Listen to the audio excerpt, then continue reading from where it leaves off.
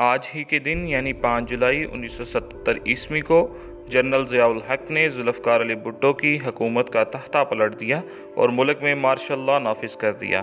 اس کا پس منظر کچھ یوں تھا کہ حزب اختلاف جماعتوں اور پاکستان پیپلز پارٹی کے درمیان 1977 عیسوی کے عام انتخابات میں دھاندلی کا تنازع پیدا ہو گیا، جس کے سبب ملک میں خانہ جنگی کی سی کیفیت پیدا ہو گئی تھی، جس میں 5 جولائی 1977 عیسوی کو جنرل ضیاء الحق نے ذوالفقار علی بھٹو کی حکومت کا تختہ پلٹ دیا اور مارشل لاء نافذ کر دیا۔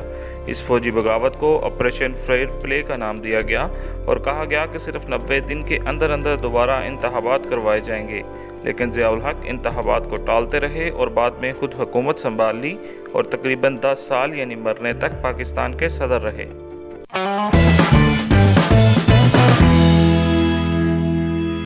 آج ہی کے دن 1029 عیسوی میں مستنصر باللہ کی پیدائش ہوئی۔ مستنصر دولت فاطمی کا 8واں خلیفہ اور اسماعیلیوں کا 18واں امام تھا۔ مستنصر نہایت ہی کم سنی یعنی صرف 7 سال کی عمر میں خلیفہ بن گیا تھا۔ اس کو بنو فاطمین میں یہ امتیاز حاصل ہے کہ اس کی حکومت تمام فاطمی خلیفاؤں میں سے سب سے زیادہ طویل یعنی 60 سال 4 مہینوں تک قائم رہی۔ اس کے نام کا خطبہ بغداد اور عراق میں 1 سال تک پڑھا گیا، البتہ حجاز اور یمن اس کے قبضے میں 20 سال رہا۔ مستنصر کے عہد میں شام اور بلاد مغرب سے فاطمی حکومت ختم ہو گئی تھی۔ 1069 عیسوی میں شام پر سلجوکیوں کا قبضہ ہو گیا اور 1075 عیسوی میں انہوں نے بیت المقدس پر بھی قبضہ کر لیا۔ اس وقت خلافت فاطمی کی حالت اتنی خراب تھی کہ سلجوکی ذرا ہمت کرتے تو دولت فاطمی 100 سال پہلے ختم ہو جاتی۔ خلافت کی حالت اتنی خراب ہو گئی کہ مصر میں کوئی اس قابل نہیں رہا کہ خلافت کی حالت درست کر سکے۔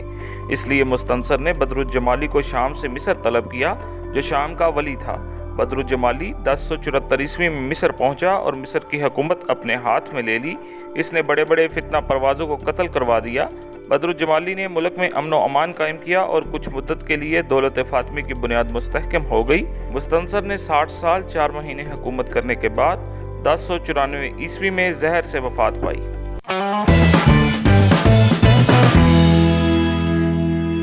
آج ہی کے دن 812 عیسوی میں ابراہیم بن اغالب کا انتقال ہوا۔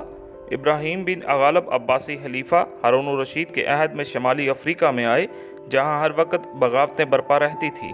ابراہیم بن اغالب نے باغیوں کو شکست دے کر تمام ملک میں امن و امان بحال کر دیا اور 800 عیسوی میں سلطنت بنو اغالب کی بنیاد رکھی۔ اس نے کیروان کے پاس عباسیہ نام کا ایک نیا شہر بسا کر اسے دارالحکومت بنایا۔ ہارون الرشید نے افریقہ کی عمارت مستقل طور پر اس کی تحویل میں دے دی۔